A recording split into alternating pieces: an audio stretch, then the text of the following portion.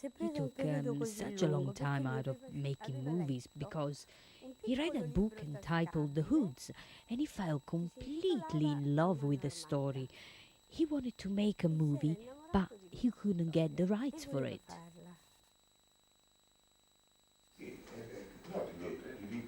Having eventually secured the film rights to The Hoods, there followed a protracted period during which a team of writers, including the renowned partnership of Leo Benvenuti and Piero de Bernardi, began work to create what would eventually become Once Upon a Time in America. We became involved with it at a late stage, but saying that we were still involved with it over a period of 12 years. I think it must have been the longest script writing process in the history of movies. During the script writing, he was shooting the film in his mind, which made things much easier, when, the film was actually made and shot. Walking up and down aimlessly on the Croisette in Cannes, I see on the terrace of the Carlton Hotel an unmistakable face. Oh my God, this is Sergio Leone.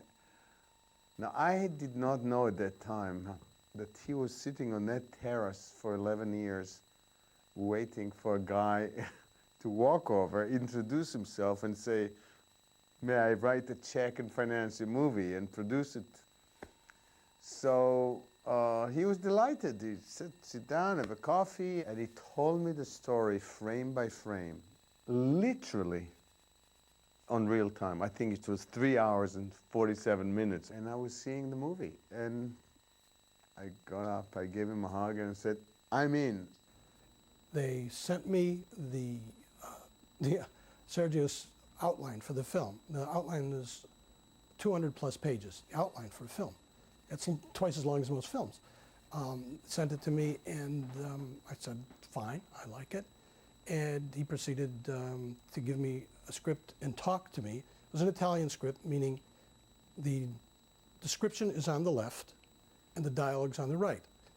The script that he gave me had the description on the left and nothing on the right throughout this entire script. And he said, fill it in. Develop the characters and fill it in.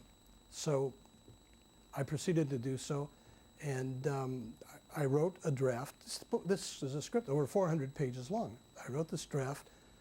I brought it to Sergio in New York at that time, brought it to Sergio, and he sat down with it, and he began to read the script, and he read it, and he started to chuckle, and he started to laugh, and he was rocking and reading it and laughing, and he called one of his assistants over, and then he read it to him, and he translated it into Italian, what I'd written. Read the entire script while I was sitting there, 400, laughing. And he looked at it and he said, put it down on the side, and he said, this is very funny. I don't want funny. And I proceeded at that point to go on writing. After you do the Dollars trilogy, how can you ever top that? And then he managed to top it. Well, Once Upon a Time in America, and it's like, there's almost like, how far can you go? All the people, all the crew, I think could feel that would be a great movie. I mean, that we're all making something special.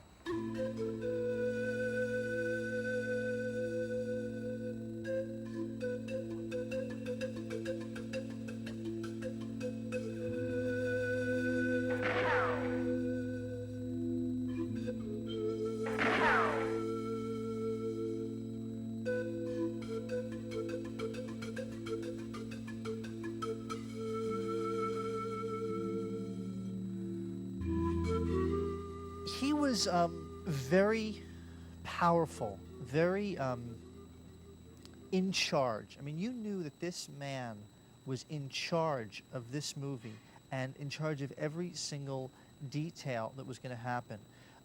It was very intimidating at first. Nobody on the set spoke any English, including Sergio. And he knew every look that was going to be in this film before he even shot it. He knew every moment how it was going to play out before he shot it. I remember very specifically him looking at a page in which Noodles, the Robert De Niro character, meets Tuesday Weld in a hospital. And he looked at it and he said, I need 10 more words. And he pointed to a line, Tuesday Weld line. And I said, "It's okay. Isn't it okay the way it is?" He said, "It's fine, I need 10 more words." I said, "Why?" And he said, "She's going to walk from here to there, and I want her to talk all the way there." He already knew what the set was going to look like. He knew how far she would walk. He knew where the camera was going to be before a set had been built, before anything had been done. And he knew he needed 10 more words to get Tuesday Weld across the room. He had the vision, knew exactly what he wanted. He would get it every time. And yet he wasn't against being shown something completely different that we might come up with as actors, you know. So he had the best of both worlds going from, as far as I'm concerned, you know, an extraordinary vision, the temperament and discipline and talent to bring it to fruition, and the kind of flexible ego that would allow input from people that would make things even better than he had imagined them, if that were possible. And quite frankly, it very often was not possible to make it better than he envisioned. He would demonstrate physically absolutely everything. He was an actor. This man was an actor, and he could act Once Upon a Time in America from start to finish, 3 hours and 45 minutes, play all the different parts and be convincing. That's how brilliant he was. He even had explained and talked to Ennio Morricone about the music so much in advance that 2/3 of the music was recorded, not full orchestra, and playing on the set while we were shooting. It was like amazing. You go on the set and the music is playing already. It was magic. Once we were doing a scene where Bobby gets out of prison and I'm supposed to meet him, and Sergio's on this big crane. We're down in the Bedford-Stuyvesant, or the Williamsburg section of Brooklyn. We're on the street, and Sergio said, "Oh, it's going to rain." So he's sitting on the crane waiting, because he was a big wide shot of the street, and as we come together, the crane comes down and comes right into the two of us, and Sergio wanted to start raining in the middle of the shot. So he was like trying to time the shot, you know, like, I mean, they couldn't get rain machines in because the shot was so wide to begin with. And I thought only Sergio Leone would wait for God, like, to have it start raining in the middle of the take, you know, and trust that when he said action, God would accommodate him by, you know, letting the clouds open up. And, you know, much to my, well, actually not surprised, but to my never-ending astonishment of working with Sergio Leone, you know, we did the take, and of course in the middle of the take it started raining. So there it was, you know. I said, you know, there it is. How are you, Uncle? You're looking good. You're looking a little better. Come on. Let's get you off the streets. Everyone has had a big consideration of him, but not only as a director, as a man. I love the thing that he used to spend his nights, I mean, his dinner with everyone. It wasn't a star, never. So we spent nights cooking in the hotel where we were staying with the technical or De Niro or whatever. I mean, it was the same thing. People he loved, people he liked to stay with.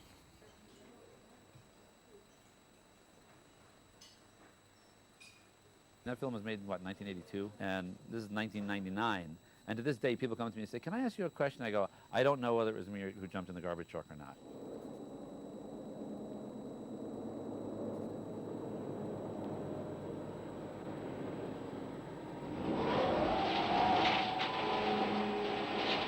And Sergio's answer was, "You know, it could be you, it could not be you." And in fact, for that actual shot, we used a photo double, even though I was on the set, because Sergio wanted it to be a little confusing whether it was me or not.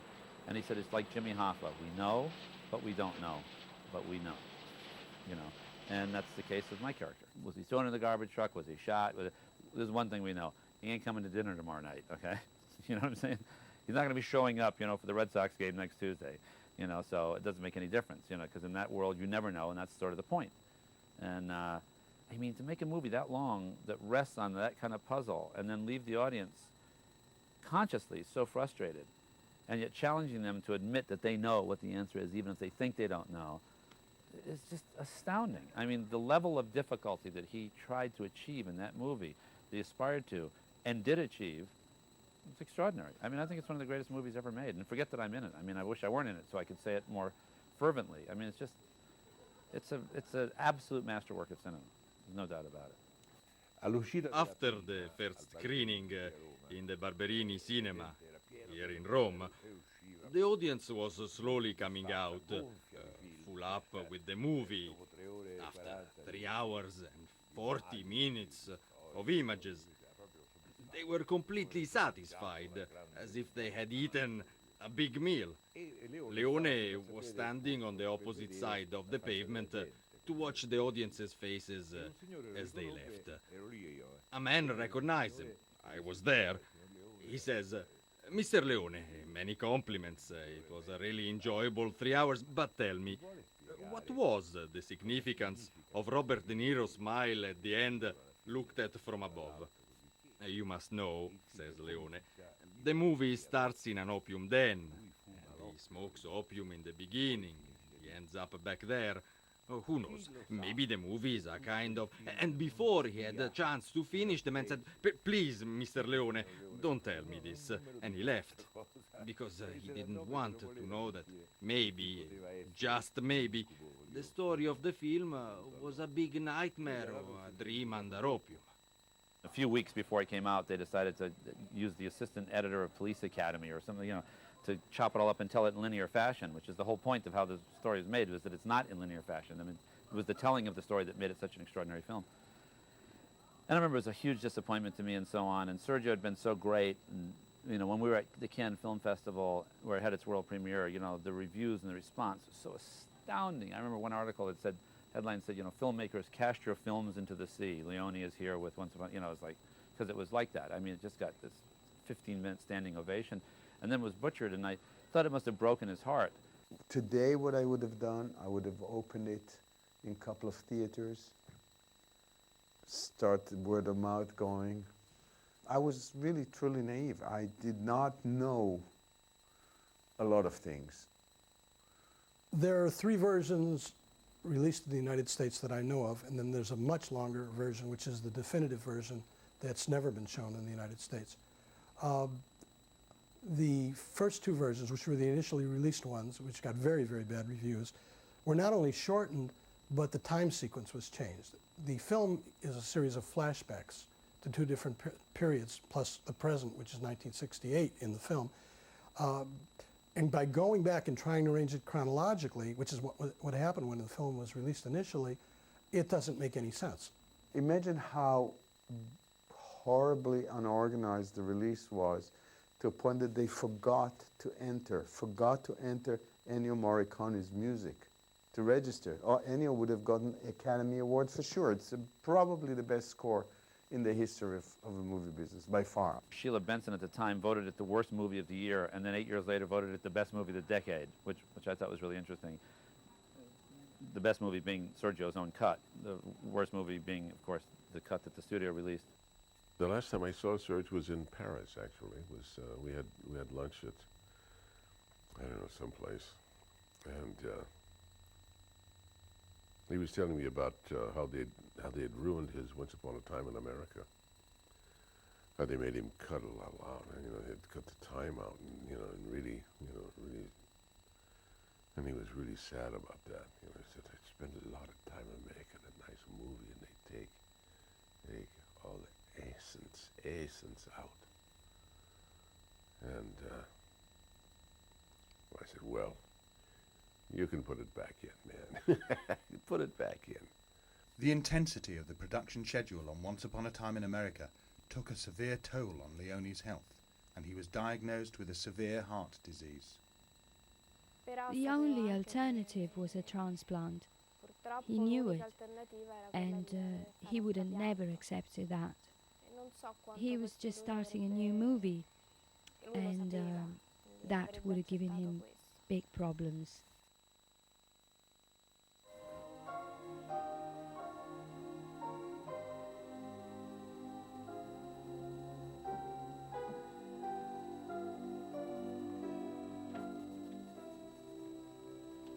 his concentration was so intense on what he was doing, and all his energy went into that project. As he said, I'd lose 5 years of my life on every picture, and I saw it happening. I mean, him putting an hour in is like most directors putting 4 hours in.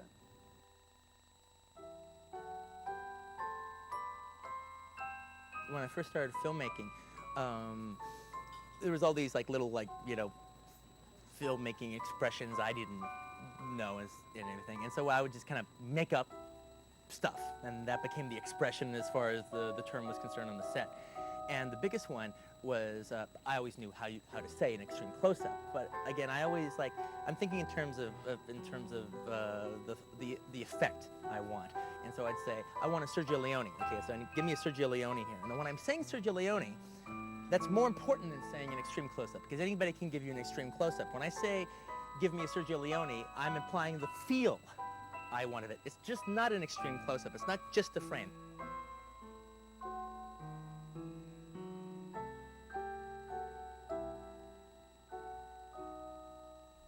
He interpreted his movies in a very responsible and creative manner. The greatest regret is that he could have stayed alive. I don't know how far he would have gone. It is a great loss, not only for Italian cinema, but for cinema worldwide.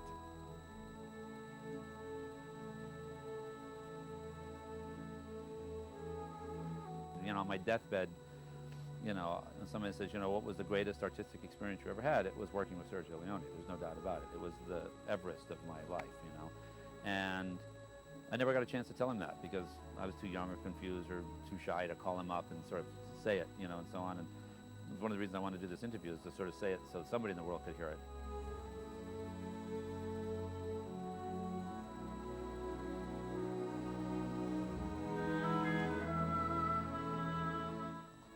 I know a lot of people when they're interviewed will say something like, that was one of the most exciting periods of my life, the most exciting things I ever worked. What do you mean the most? That includes a lot of other things then too. No, that was the most exciting creative experience I've ever had. Many times when I'm shooting a movie with a director, he's putting the camera, and I think of Sergio, and I say, Sergio, unfortunately, it's not you here today.